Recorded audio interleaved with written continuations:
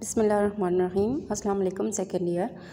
Hope you are in a very good mood, and now you are again on the mode of Zoom classes.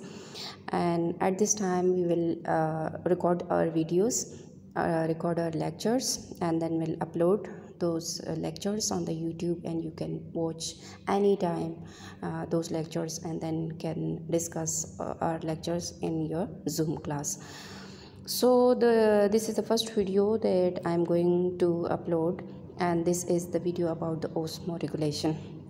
As we have started the chapter number 2, chapter number 15, that is homeostasis, and we already discussed in our normal physical classes that what is homeostasis and which mechanism come under the homeostasis. So this is the first mechanism through which the body regulates its internal environment, and this is known as the osmoregulation. Osmoregulation, as the name mentioned, it's the regulation of the solute, the regulation of the osmotic environment, regulation of the osmotic condition. And what is osmotic condition? That is the water, and inside the water the different solutes, that some are in the dissolved and some are in the undissolved form. So all the water and inside the water, the organic and the inorganic material are considered to be the osmotic solution. Osmotic material are the tissue fluid, are the blood in human. So when we regulate the deficiency or sometime the excess of the osmotic material, that regulation is known as osmoregulation. In osmoregulation, we always discuss the two type of organisms. One, osmoregulator, and the other is Osmo Conformers. These are the two categories of the living organism depending upon the osmoregulation. What is the difference between the osmoregulator and Osmo Conformers? First of all, we discuss the osmoregulation. Osmoregulators are those animals which regulate their internal environment with the fluctuation in the external environment. Sometimes they face hypotonic environment, and sometimes they face hypertonic environment. And you people already learn about these two type of the environment, that in hypotonic environment the solvents is in more concentration, while in hypertonic environment the solute are in more concentration. Like here we discussed that it is the water in the solute. So if water is in more concentration, the environment will be hypotonic. If the solute are in more concentration, that will be hypertonic. So those animals which face sometime hypertonic and sometime hypertonic, in these two environment they maintain their internal environment in balance by some specific adaptations. Those animals are known as osmoregulators. And which animal come in this category? Freshwater animals as well as marine vertebrates. These are the animals, the categories of the animals which are considered to be osmoregulators. After that, osmoconformers. Osmoconformers do not maintain their internal environment, osmotic environment, to their external environment. If the external environment is hypotonic, their internal environment, they keep their internal environment also hypotonic. If the external environment is hypertonic, they keep their internal environment hypertonic. They don't try to change their internal environment as compared to the external environment. So they keep the same the environment, both like internal and external environment same, and that's why they are known as osmoconformers. They don't need to check the internal environment, osmotic environment, and they are always isotonic. Isotonic means same internal environment with the external environment. And which animal follow such mechanism? That are the marine invertebrates and some freshwater invertebrates. So these are the categories which follow this pattern, which is known as osmoconformer. But here a problem arises, like if we are talking that marine invertebrates have same internal environment like the external environment. So the external environment of the marine invertebrate is hypertonic, means having more salts. And if they keep more salts inside their body, and sometimes some other chemicals which are very toxic to their body, they can disturb their internal structures, their internal chemical reactions, metabolic activities. So what happened there, how they survive? Normally there are osmolytes. Osmolytes mean they keep internally such solutes which make the toxic material less toxic or non-toxic. Like here we are talking about the TMAO. What is TMAO? Trimethylamine oxide. And these are such chemical which reduce the toxicity of the urea. Urea is a very harmful and toxic material. If it accumulates inside the living organism, it can destroy the proteins and the enzymes and many other structures. So how they get rid of the effect of the urea? They keep these TMAO inside their body, and this reduces the risk or the toxic effect of the urea.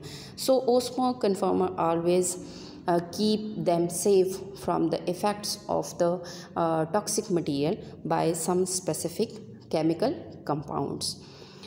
Now, what are the problems faced by the osmoregulator? We discussed that the osmoregulators are those chemical compounds, osmoregulators are those organisms which keep their body internal specific balance.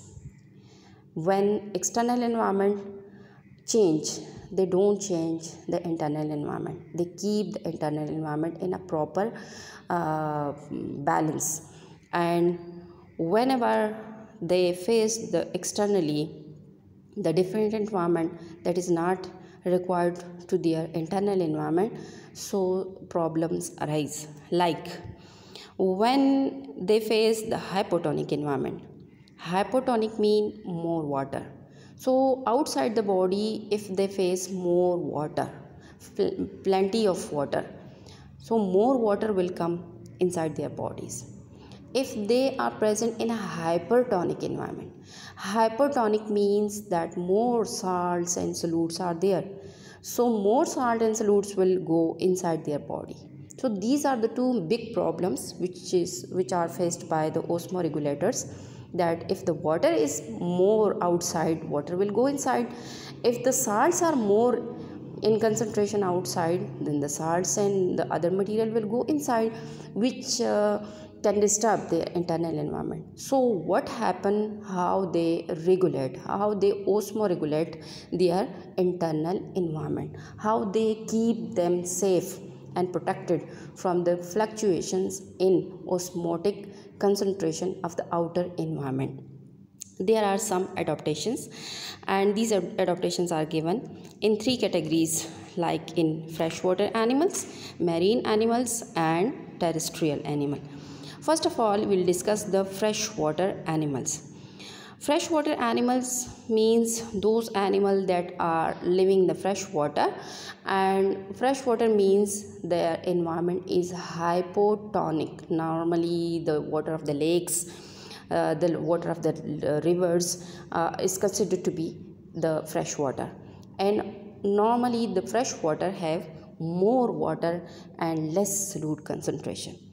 If the plants or the animal living inside the fresh water, they have the problem or the danger to more water inside the body.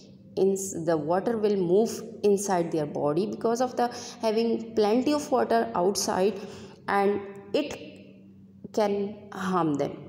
More water will enter in their body, that it can harm their internal structures because of the high water concentration. So how they survive? They survive through specific adaptations, and those adaptations are like what they do. They, when live in the fresh water, what happen? The water which they receive through mouth, when they drink water, more water is expelled through their gills. They take the material absorbed in the water, and when they take that material, the extra water is released through their gills. The second adaptation is they release this water through their excretory system. Like they release more water in their urine, and such a urine which have more water is known as hypotonic urine.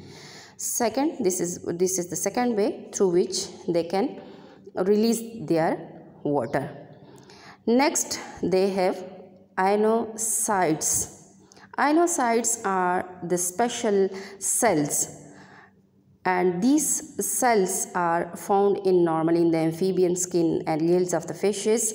And what these do, these ionocytes only transport salts and release water, extra water. Inside their body they have ionocytes. So through these specific adaptation, like release of water through gills, release of water through urine, and some adjustment of the water through ionocytes, they survive in hypotonic environment or in fresh water. The next category is the marine animals. Those animals that live inside the sea water. Sea water is also known as marine, and inside the marine water more salts and solutes are present, less water with more solutes. So when they have their environment surrounding have more water, the salts enter in their body. How they survive with such hypotonic environment? When they drink water, they release salts. They take more water and less salt. Salts are released from their body through gills, and sometimes they have rectal glands which remove extra salts, and then through digestive system that extra salt is eliminated from the body. As well as they have their special mechanism for the removal of the monovalent and the divalent salts. Ions like sodium, chlorine and potassium is eliminated through gills, while magnesium, calcium and many other bivalent ions are removed through their kidneys. And also when they release their urine contain less water and more salts, and such urine is known as hypertonic urine. So that is about the adaptations of marine animals. Next, the third one category, which are terrestrial animal.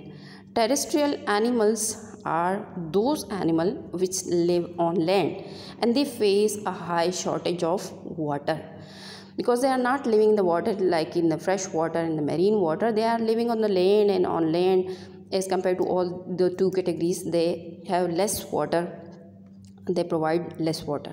So what they do, what are their adaptations? Normally chitinous exoskeleton is found in the invertebrate, and this make them more protective, and this chitinous skeleton is reduce the chances for evaporation of water. As well as they have dead keratinized skin, like in humans we have dead keratinized skin, and this dead keratin outside the skin less the chances of evaporation, and we evaporate less water and keeping more water inside the body. When we talk about the desert animal, then desert animal have more deficiency of water, because in desert we see that there is more shortage of water as compared to normal land. What they do, they normally keep their body, their water in special areas in the stored form, and whenever they need that water is provided to the body, like in the case of camel. And sometimes they eat such seeds which provide them more water, and such behavior of the land animal is known as anhydrobiosis.